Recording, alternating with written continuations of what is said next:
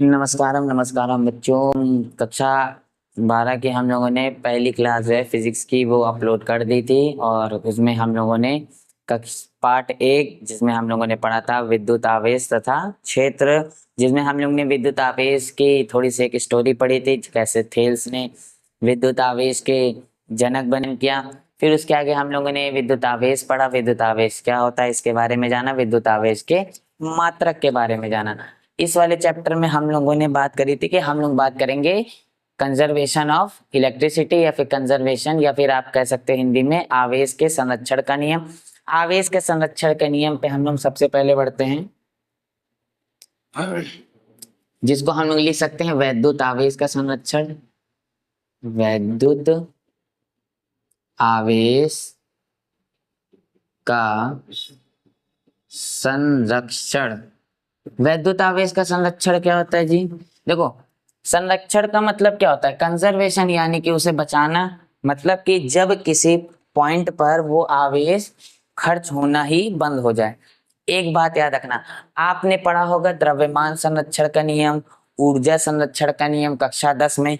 कक्षा 10 के फिजिक्स में पढ़ा होगा ना ऊर्जा संरक्षण का नियम। ऊर्जा को ना तो नष्ट किया जा सकता है ना ही उत्पन्न किया जाता है, केवल उसे उसकी जो फॉर्म्स होती हैं उसको बदला जाता है। प्रकाशीय ऊर्जा, ध्वनि ऊर्जा, है ना, सौर ऊर्जा, ऐसे उसके पवन ऊर्जा, उसको हम एक रूप से दूसरे रूप में हम लोग रूपांतरित करते रहते हैं या कर सकते हैं, परंतु हम उसे ना तो नष्ट कर सकते हैं और ना ही उत्पन्न।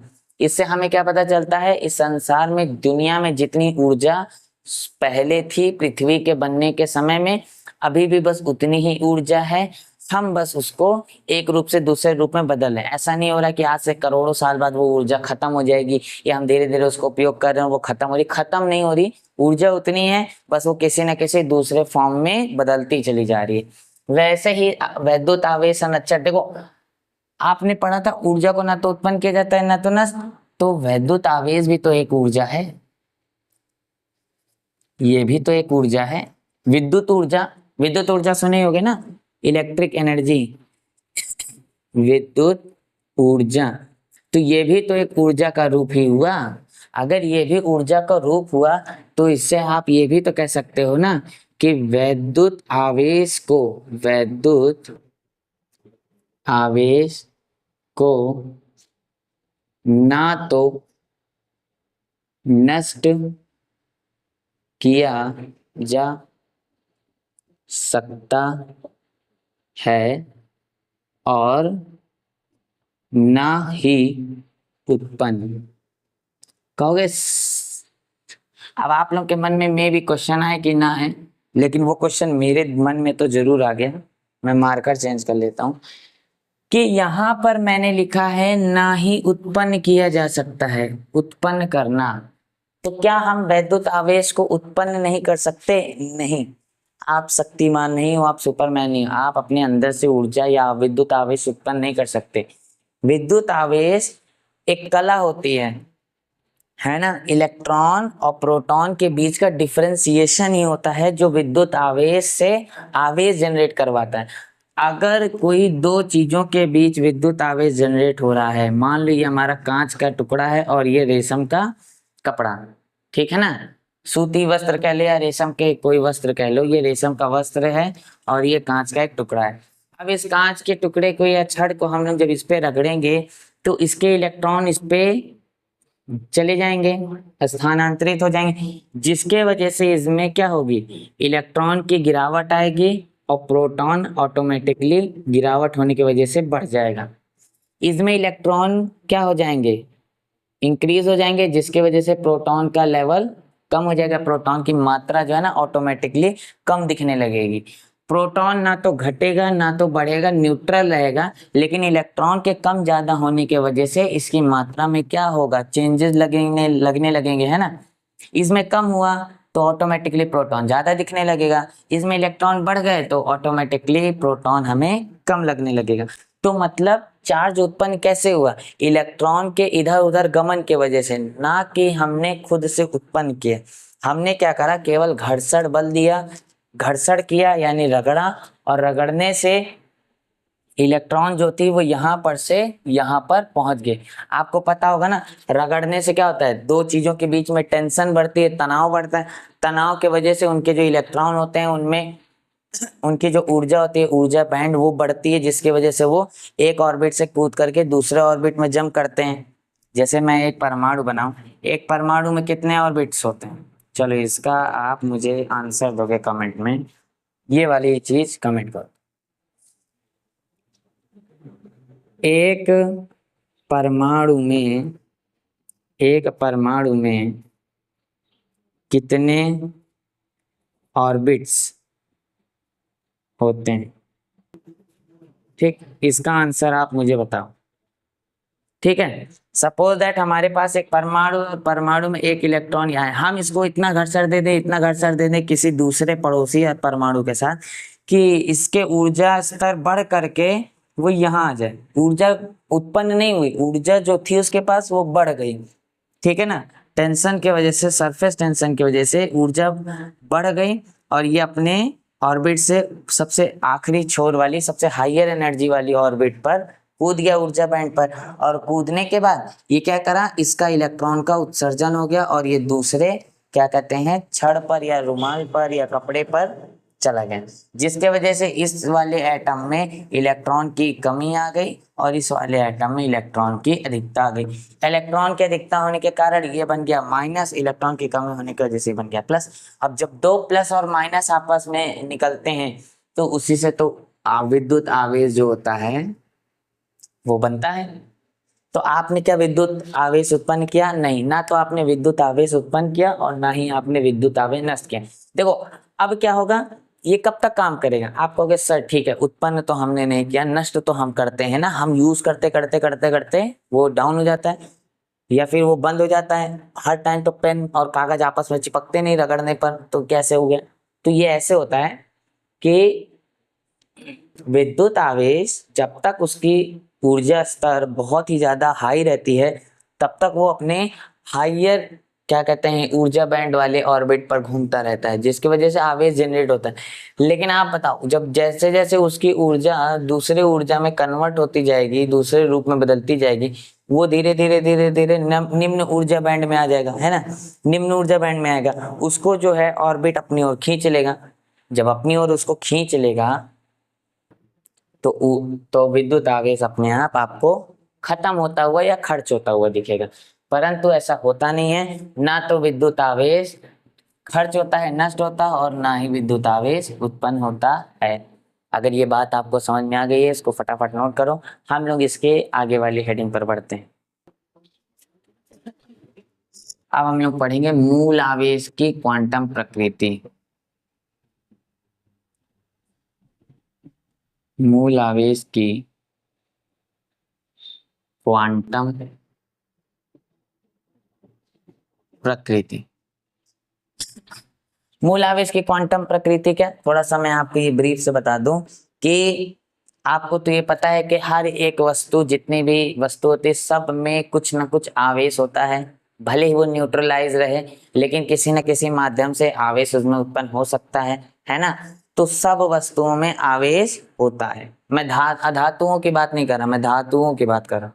उन सभी वस्तुओं में आवेश होता है, ठीक है ना। मूल आवेश का मतलब क्या हो? मूल आवेश का मतलब उनका सबसे छोटा, जैसे बोलते हैं ना मूल कोशिका, मूल अंग कोशिका होती है किसी भी बॉडी की, वैसे ही मूल आवेश का मतलब सबसे छोटा, सबसे छोटा आवेश। सबसे छोटा आवेश किसी भी वस्तु में जो माना जाता है वो माना जाता है ई।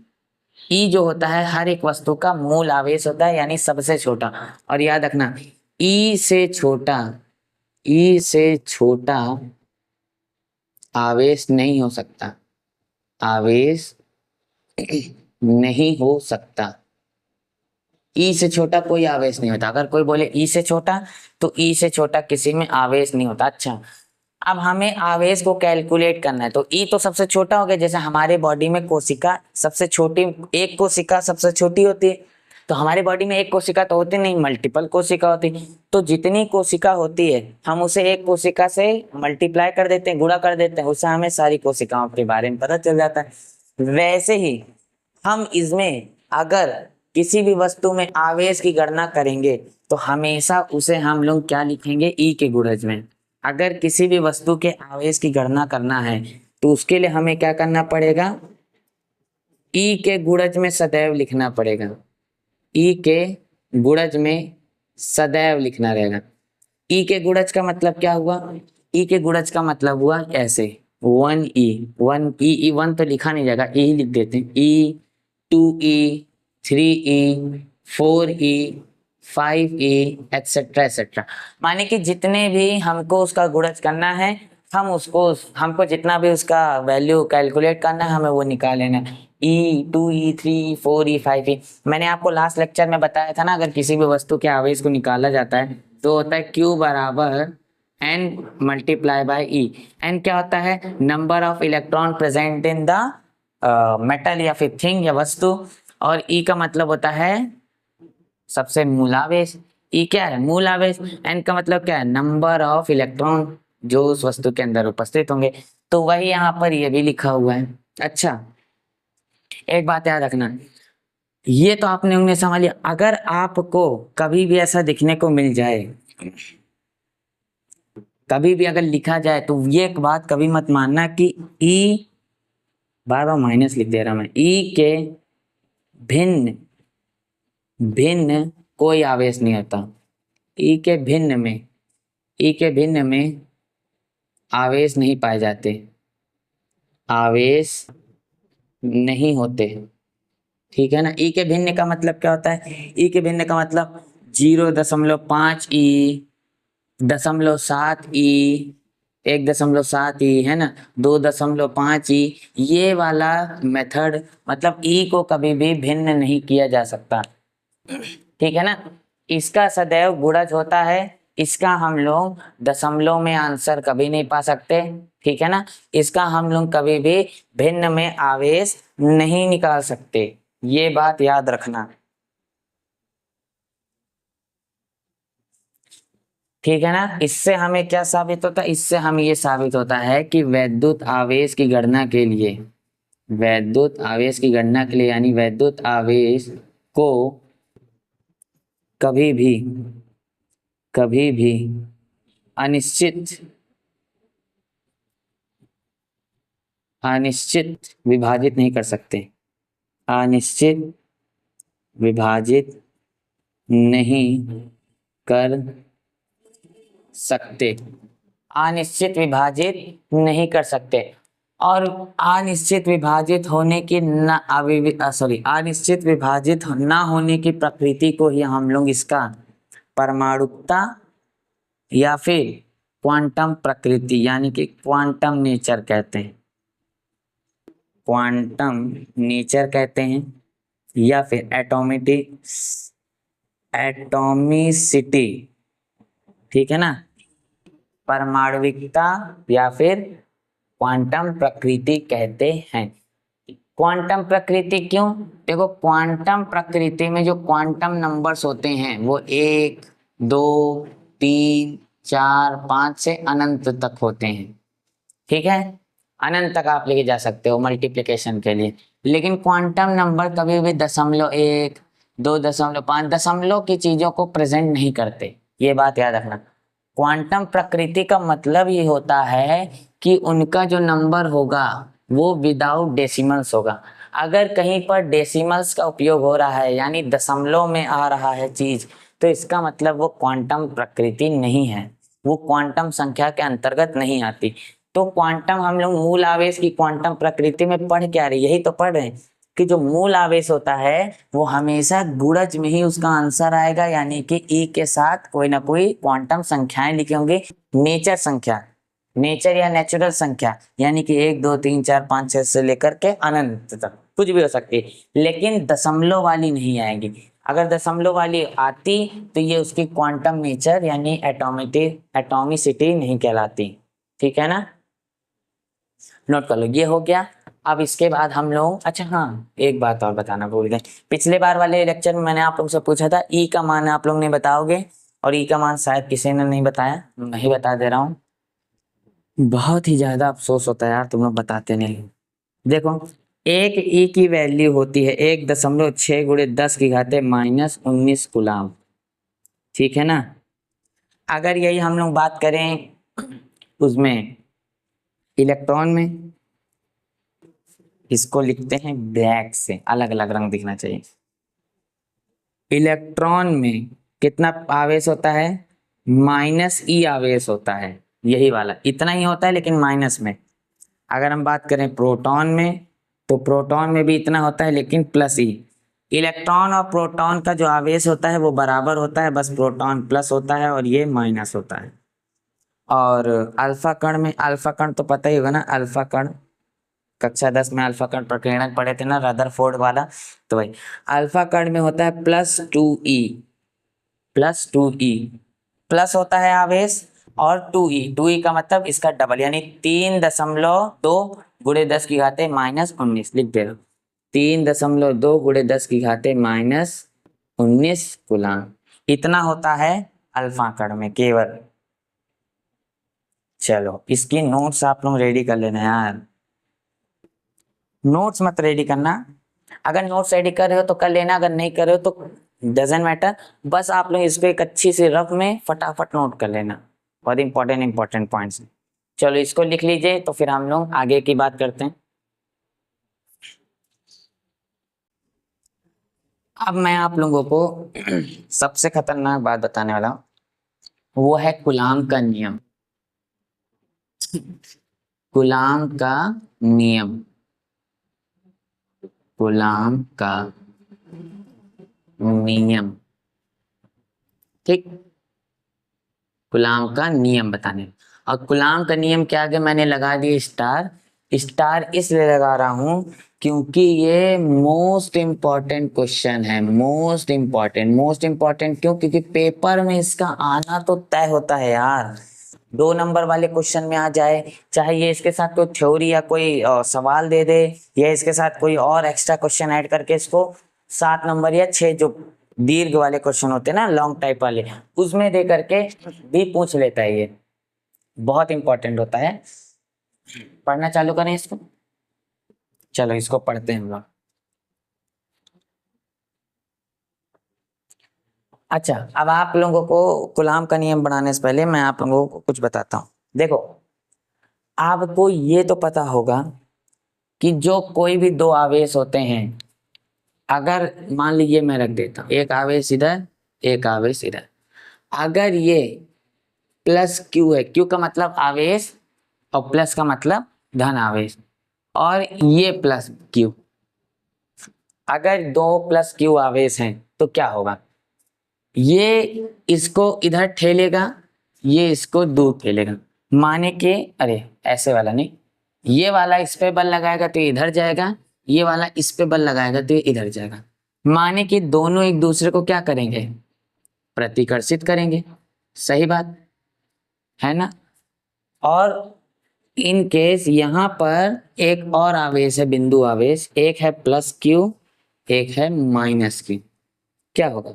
ये माइनस, ये इसको अपनी ओर खींचेगा, ये वाला इसको अपनी ओर खींचेगा, ये दोनों एक दूसरे को अपनी ओर खींचेंगे। ये क्या है?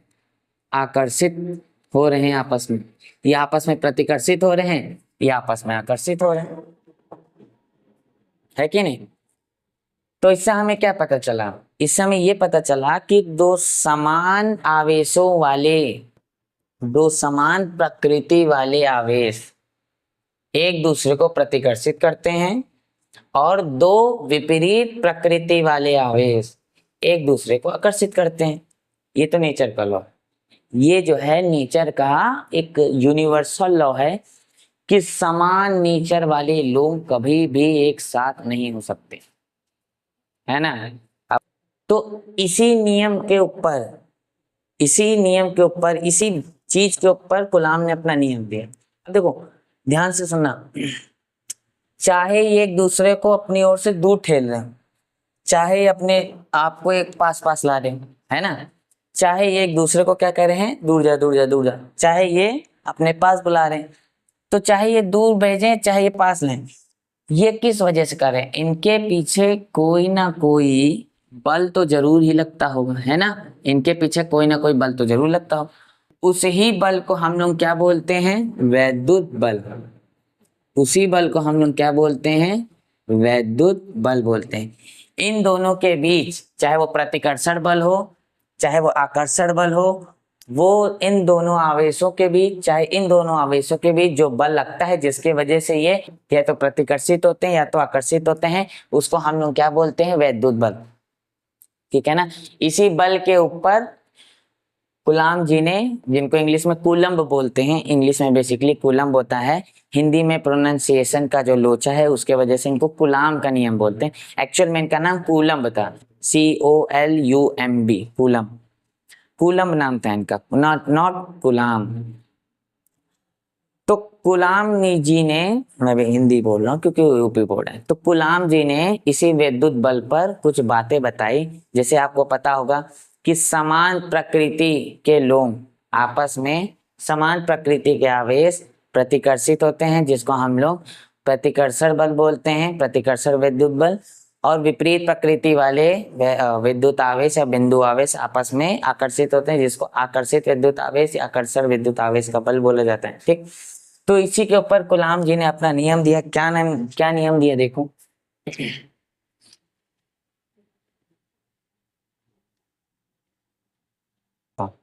सबसे पहले इन्होंने बोला दो स्थिर विद्युत आवेश, दो स्थिर विद्युत आवेश, ये दो स्थिर विद्युत आवेश, उन्होंने बोला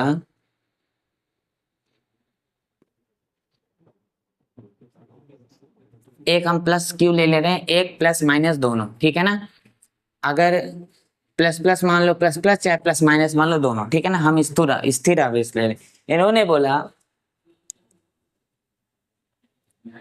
दो स्थिर आवेशों, बिंदु आवेशों के, बिंदु आवेश, ध्यान से सुनो, दो स्थिर बिंदु आवेशों के बीच लगने वाला आकर्षण बल अथवा प्रतिकर्षण बल, ठीक है ना। दो बिंदु आवेशों के बीच लगने वाला आकर्षण बल या प्रतिकर्षण बल उन आवेश के मात्राओं के अनुक्रमानुपाती तथा उनके बीच की दूरी के वर्ग के व्युत्क्रमानुपाती होते हैं।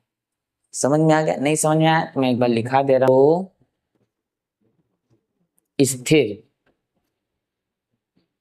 दो स्थिर बिंदु आवेशों के मध्य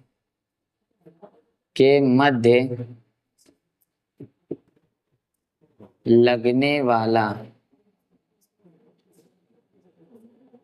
आकर्षण अथवा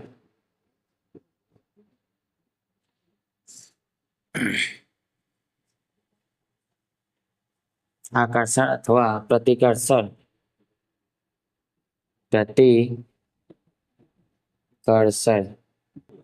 आकर्षण अथवा प्रतिकर्षण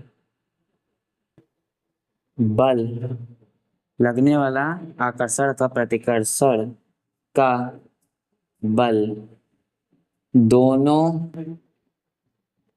आवेशों की मात्राओं के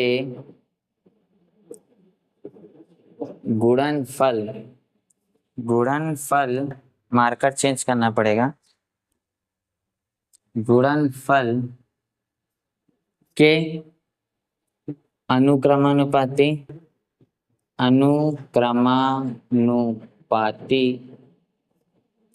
तथा उनके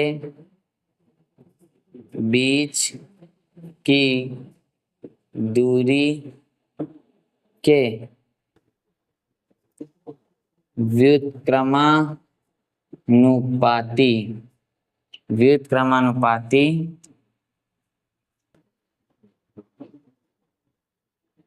होता है। चलो आगे देखो। यह बल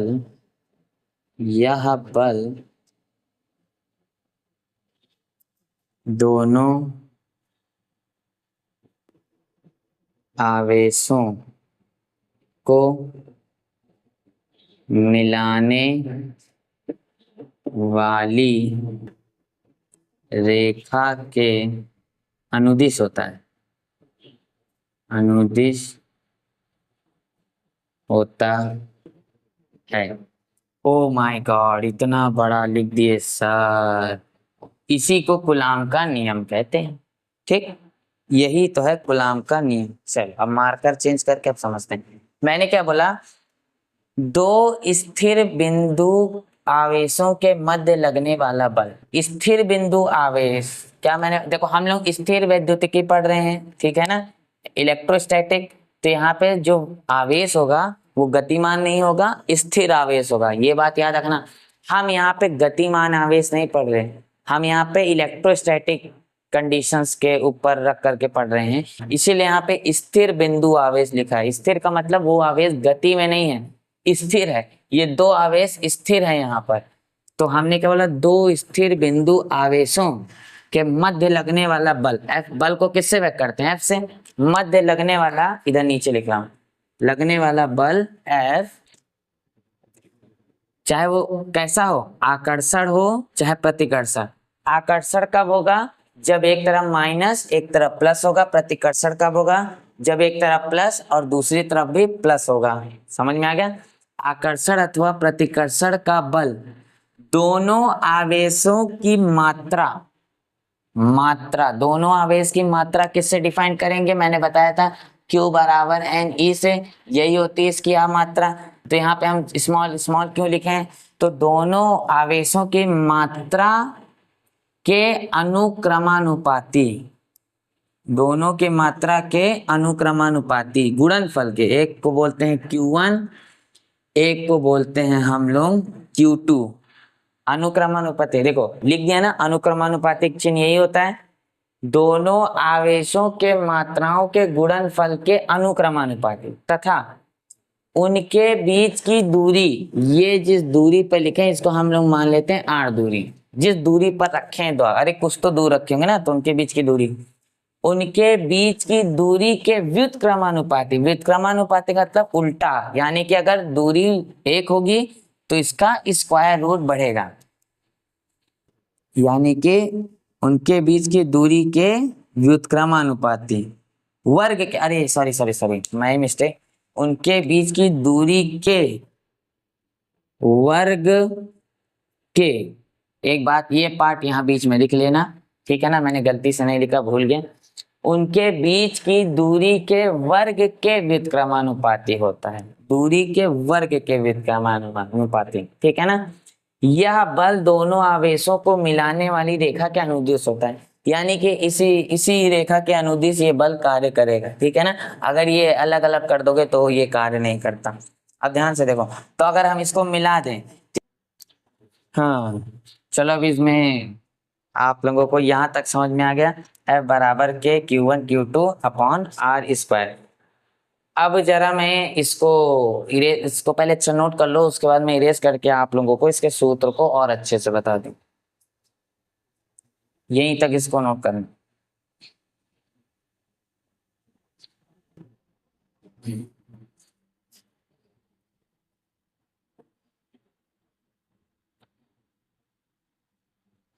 चलो देखो, हमने अभी क्या पढ़ा, दो बिंदु आवेश, एक है हमारा माइनस क्यू ले लेते हैं और एक ले लेते हैं प्लस क्यू, ठीक है। दो बिंदु आवेशों के बीच ये रही दूरी आर।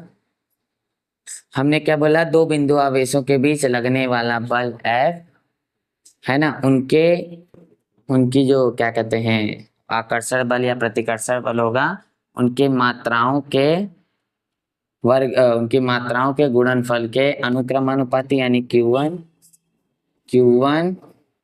Q2 और उनके बीच की दूरी के वर्ग के व्युत्क्रमानुपाती होता है। यह तक समझ में आ गया। अब देखो, अब जब हम लोग इसको हटाएंगे तो यहाँ पे कांस्टेंट के लगेगा, के Q1 Q2 अपॉन में आर स्क्वायर। अब आपने इलेक्ट्रोमैग्नेटिज्म वाला चैप्टर पढ़ा होगा कक्षा 10 में, चैप्टर नंबर 4 आई गेस, तो उसमें आप लोगों ने एक टर्म पढ़ी होगी, चलो अभी मैं समझाता हूँ। देखो, अगर जो ये के स्थिरांक है, ये के स्थिरांक, इसको हम लोग क्या बोलेंगे? स्थिरांक। कूलाम के विद्युत आवेश में लगने वाला स्थिरांक, ये किस पे निर्भर करेगा? ये निर्भर करेगा, ये निर्भर करेगा कि ये किस प्रकृति में रखा है या किस माध्यम में है, किस माध्यम या यूनिट या इकाई में है। जैसे अगर बल का मान न्यूटन है, न्यूटन, तो इसकी ये जो दूरी होगी ये ऑब्वियस सी बात है मीटर ही होनी चाहिए। न्यूटन और मीटर ही लिखी जाती है एमकेएस पद्धति या जिसको हम लोग इंटरनेशनल यूनिट या एसआई पद्धति कहते हैं ना, तो उसके हिसाब से अगर बल का मात्रक न्यूटन ले रहे हो तो दूरी का मात्रक मीटर ही रखोगे, और ये तो आवेश ही रहेगा, उससे कोई मतलब नहीं। ठीक है, तो इसके हिसाब से जो के की वैल्यू आएगी वो के बराबर 9 गुणे 10 की घाते 9 लिखी जाएगी। 9 गुणे 10 की घाते 9 लिखी जाएगी। अच्छा, अगर आप के नहीं लिखते तो आप अगर के नहीं लिखते, के जगह आप ये भी लिख सकते हो 1/4 pi epsilon not. 1/4 pi epsilon not, ये नॉट होता है ई, और यहाँ पे छोटा सा डॉट लग जाता है बीचों बीच, जिसको बोलते हैं 1/4 पाई एप्सिलॉन नॉट। इसकी भी वैल्यू 9 गुणे 10 की घाते 9 होती है। अगर ये कब लिखा जाएगा?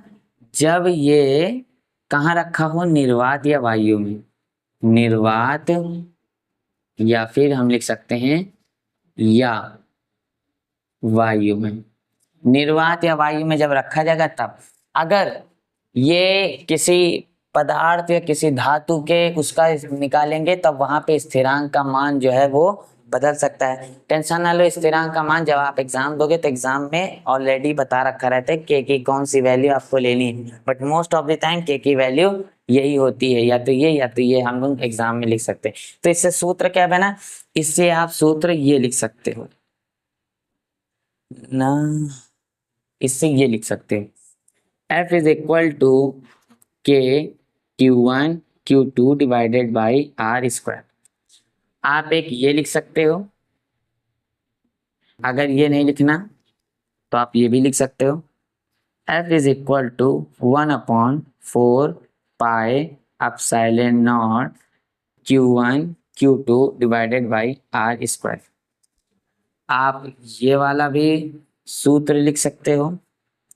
अगर आपको ये भी नहीं लिखना तो आप ये भी लिख सकते हो F बराबर 9 गुणे 10 की घाते 9 Q1 Q2 divided by r square. ये तीनों ही करेक्ट हैं, ये तीनों ही करेक्ट हैं।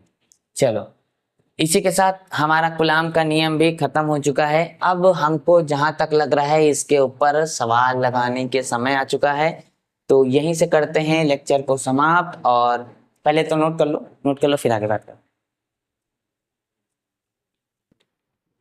चलो, अगर आपको यहाँ तक का लेक्चर समझ में आ गया हो, मजेदार, मजा आ गया हो अगर आपको ये वीडियो देख करके, तो फिर एक काम करो, फटाफट बाकी दोस्तों को बुलाओ और ये दिखवाओ, ठीक है ना। और ये सूत्र याद कर लेना, इन तीनों में से, मतलब तीनों ही याद कर लेना। आपसे पेपर में ये भी दे सकता है, ये भी दे सकता है, ये भी दे सकता है, ठीक है ना। आंसर निकल के कुल मिला के यही आएगा। तो फाइनल आप ये याद रखो, लेकिन ये भी दिमाग में रखना, कहीं पर आपसे अगर ऐसा लिख के आ गया कहीं पर और आपको ये याद है तो आप भूल सकते हो, ठीक है ना। तो ये सब याद रखना, ये तीनों सूत्र एक ही हैं, बस तीनों के अलग अलग फॉर्म रखे गए हैं, ठीक है ना। और कूलाम का नियम ऐसे ही होगा, ऐसे ही समझा जाएगा। इतना ही था कूलाम का नियम। इसके आगे अब हम लोगों को ज्यादा कुछ करना नहीं है, इसके आगे बस हम लोगों को इसका बस एक ही चीज पढ़ना है, और वो एक चीज क्या है? सूत्र, सवाल, बस। अब हम लोगों को इसके आगे कूलाम के नियम के आधारित सवाल पढ़नी। मैं एक बार बुक देख लूंगा, अगर इसके आगे कोई क्या कहते हैं और हेडिंग होगी तो उस हेडिंग को आगे कंटिन्यू करा जाएगा। अगर हेडिंग नहीं होगी तो नेक्स्ट चैप्टर से मैं सवाल 4-5 या 10-20 जितने हो सकेंगे उन्हें प्रिंट करवा के ले आऊंगा, और फटाफट हम लोग ये सवालें लगा लिया करेंगे। और फिर at the end of the video मैं कुछ सवाल आप लोगों को स्क्रीन पर भी दे दूंगा, आप लोग कर लेना, ठीक है। यहाँ तक की बात समझ में आ गई? वीडियो को एंड करा जाए। चलो बाय बाय।